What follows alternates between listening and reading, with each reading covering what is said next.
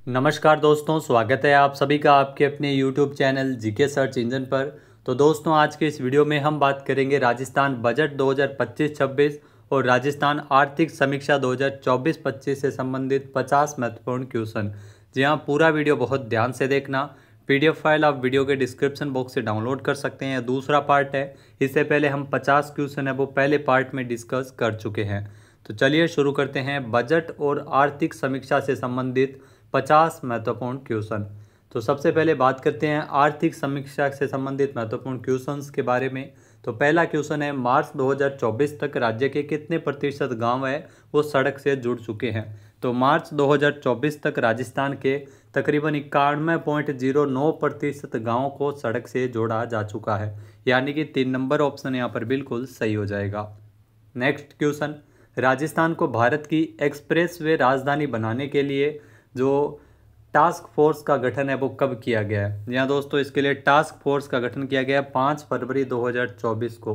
भारत की express way राजधानी बनाने के लिए टास्क फोर्स का गठन है वो राजस्थान सरकार के द्वारा किया गया था। 2 नंबर ऑप्शन यहाँ पर बिल्कुल सही हो जाएगा।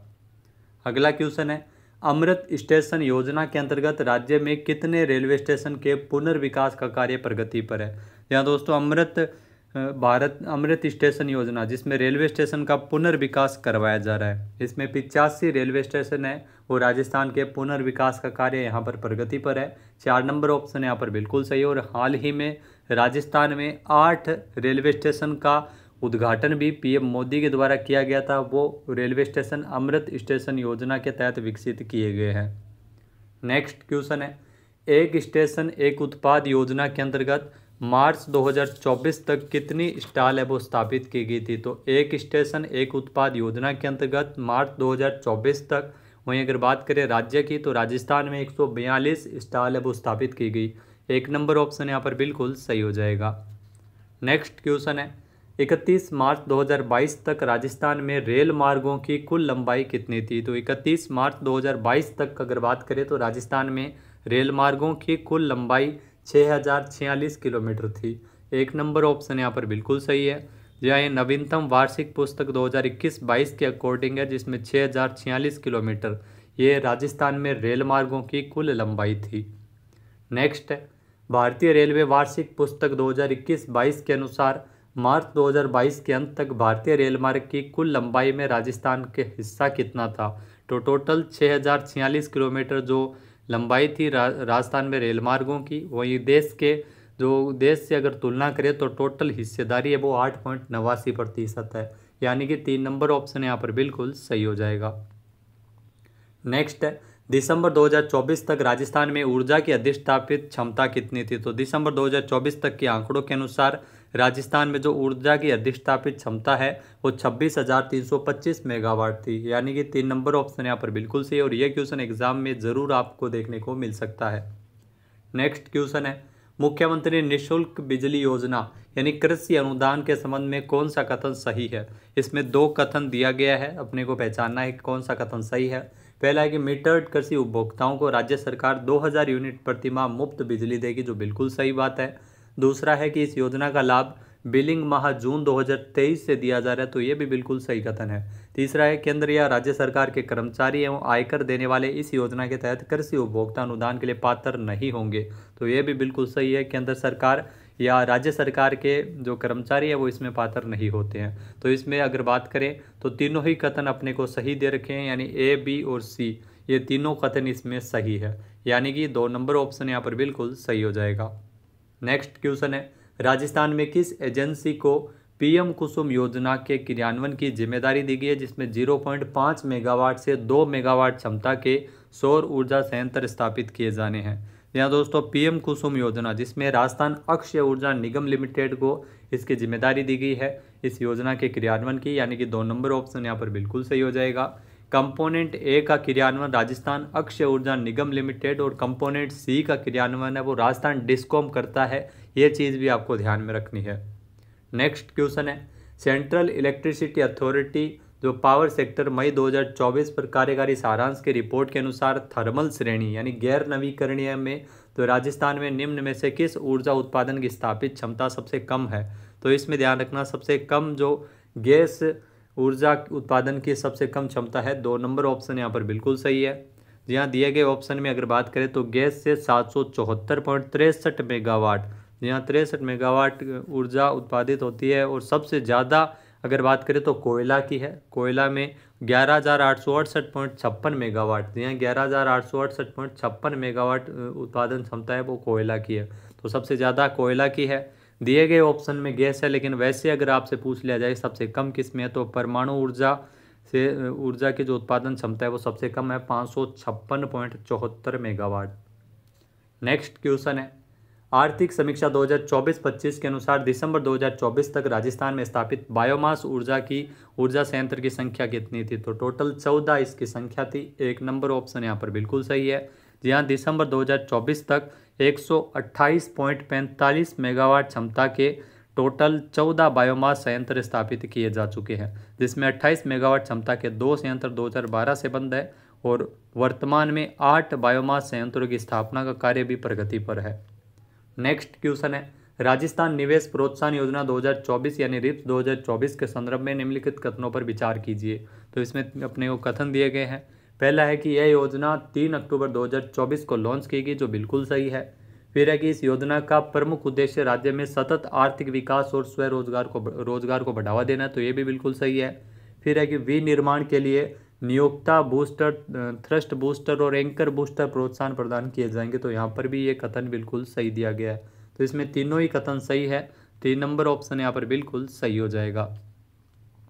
नेक्स्ट है, प्रधानमंत्री सूक्ष्म खाद्य उन्नयन योजना के अंतर्गत एक जिला एक उत्पाद के संदर्भ में निम्नलिखित कथनों में से कौन सा युग्म सुमेलित नहीं है? तो गलत युग्म का चयन करना है। तो सबसे पहले अलवर जिला, जिसका एक जिला एक उत्पाद में प्याज, जो बिल्कुल सही है।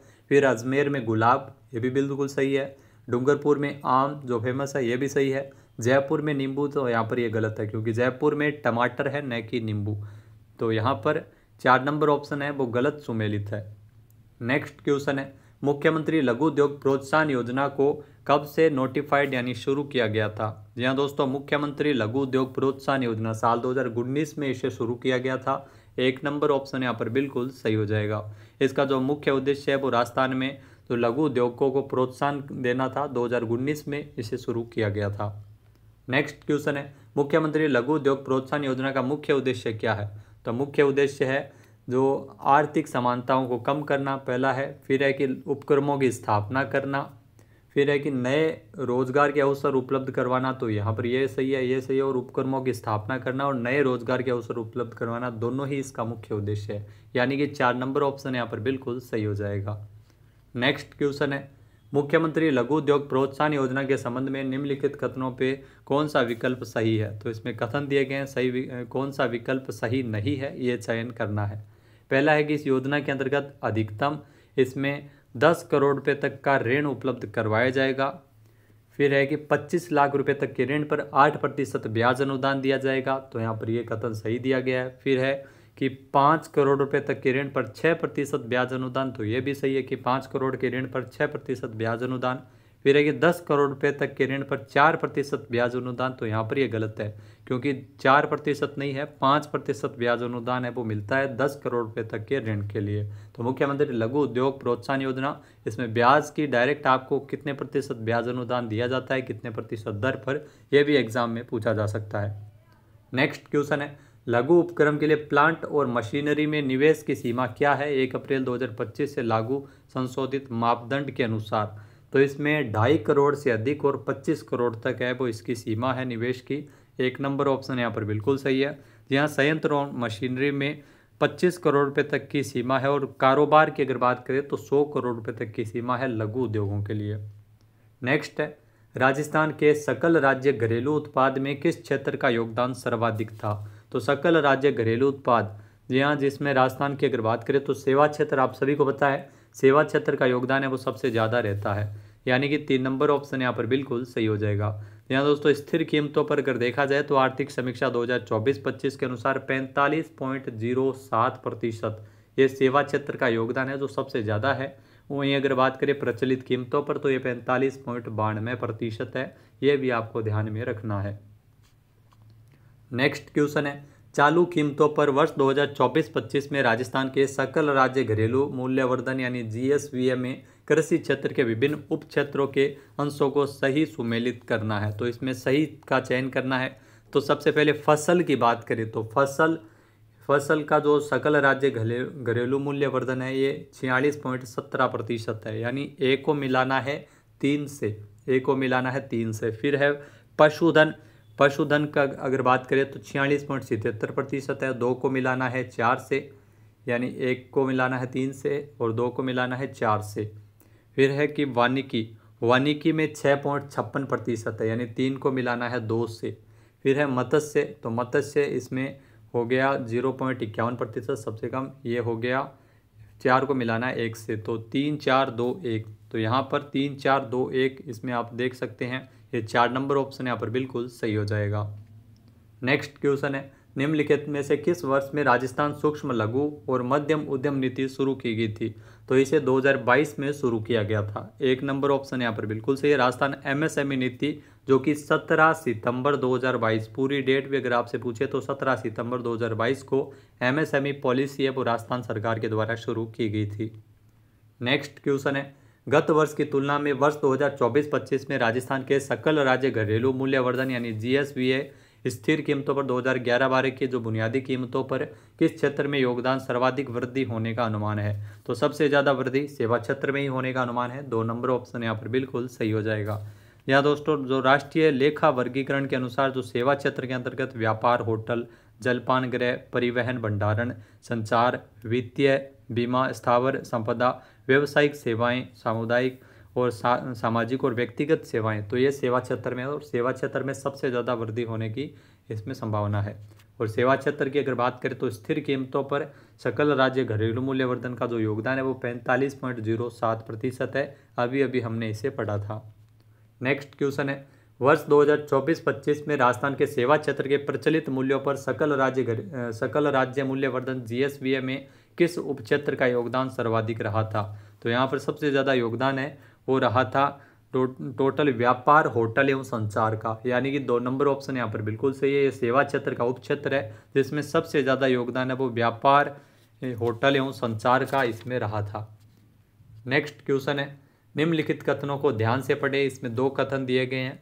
पहला कथन है कि साल 2024-25 में राजस्थान का सकल राज्य घरेलू उत्पाद स्थिर कीमतों पर 9,06,294 करोड़ रुपए, जो बिल्कुल सत्य कथन दिया गया है। फिर है कि राजस्थान के जो सकल राज्य घरेलू उत्पाद का स्थिर कीमतों पर जो 2024-25 में क्षेत्रवार योगदान है वो कृषि में 26.54%, उद्योग में 28.49% और सेवा क्षेत्र में 45.07%। तो दोनों ही कथन यहाँ पर सही दिए गए हैं, यानी इसमें जो विकल्प है वो कथन 1 और 2 दोनों ही कथन इसमें सही है। 2 नंबर ऑप्शन यहाँ पर बिल्कुल सही हो जाएगा। नेक्स्ट क्वेश्चन है, आर्थिक समीक्षा 2024-25 के अनुसार साल 2024-25 में राजस्थान के जो स्थिर कीमतों पर सकल राज्य घरेलू उत्पाद की वृद्धि दर क्या थी? तो स्थिर कीमतों पर सकल राज्य घरेलू उत्पाद की जो वृद्धि दर है वो 7.82% थी। 4 नंबर ऑप्शन यहाँ पर बिल्कुल सही है। प्रचलित कीमतों पर पूछ लिया जाए तो 12.02% थी। नेक्स्ट क्वेश्चन है, श्रम ब्यूरो शिमला सितंबर 2020 के राजस्थान के किन केंद्रों के लिए औद्योगिक श्रमिकों हेतु उपभोक्ता मूल्य सूचकांक आधार वर्ष 2016 है वो जारी करता है? तो इसमें ध्यान रखना ये जारी करता है अलवर, भीलवाड़ा और जयपुर के लिए। 1 नंबर ऑप्शन यहाँ पर बिल्कुल सही हो जाएगा।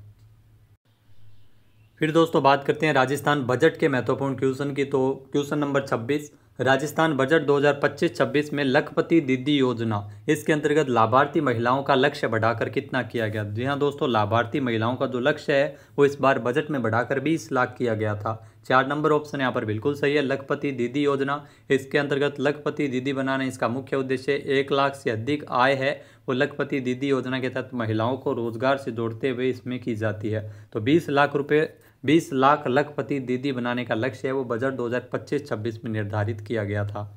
नेक्स्ट क्वेश्चन है, राजस्थान सरकार के द्वारा बजट 2025-26 में घोषित मुख्यमंत्री सुपोषण न्यूट्री किट योजना का उद्देश्य क्या है?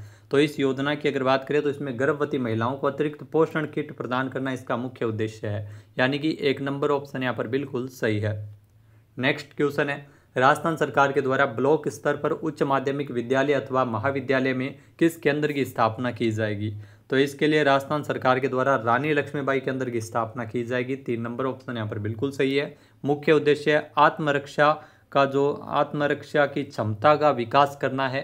तो ब्लॉक स्तर पर उच्च माध्यमिक विद्यालय और महाविद्यालय में रानी लक्ष्मीबाई केंद्र स्थापित होंगे। नेक्स्ट क्वेश्चन है, राजस्थान सरकार के द्वारा जो गिग वर्कर्स है उनके लिए कितनी राशि के gig and unorganised workers development fund की गठन की घोषणा की गई थी बजट में? तो 350 करोड़ रुपए का बजट है वो इसके लिए निर्धारित किया गया है। ए ऑप्शन यहाँ पर बिल्कुल सही है। गिग वर्कर्स जो अमेजन, फ्लिपकार्ट आदि में डिलीवरी बॉय का काम करते हैं उनको गिग वर्कर्स कहा जाता है, जो असंगठित क्षेत्र के होते हैं। नेक्स्ट क्वेश्चन है, राजस्थान बजट घोषणा 2025-26 के संबंध में निम्नलिखित कथनों पर विचार कीजिए। तो इसमें कथन दिए गए हैं। पहला है कि मुख्यमंत्री अमृत आहार योजना में आंगनवाड़ी केंद्रों पर सप्ताह में 5 दिन दूध उपलब्ध करवाया जाएगा, जो बिल्कुल सही है। पहले 3 दिन सप्ताह में दूध उपलब्ध करवाया जाता था, फिर इस बार बजट में इसे बढ़ाकर 5 दिन किया गया, जो बिल्कुल सही कथन दिया गया है। फिर है कि 5000 उचित मूल्य की दुकानों पर अन्नपूर्णा भंडार की स्थापना की जाएगी, तो ये भी बिल्कुल सही है। इसमें दोनों ही कथन अपने को सही दिए गए हैं। 3 नंबर ऑप्शन यहाँ पर बिल्कुल सही हो जाएगा। नेक्स्ट क्वेश्चन है, राजस्थान सरकार के द्वारा सर्विलांस एवं सुरक्षा तंत्र को सुदृढ़ करने हेतु कौन सा कानून लाया जाना प्रस्तावित है?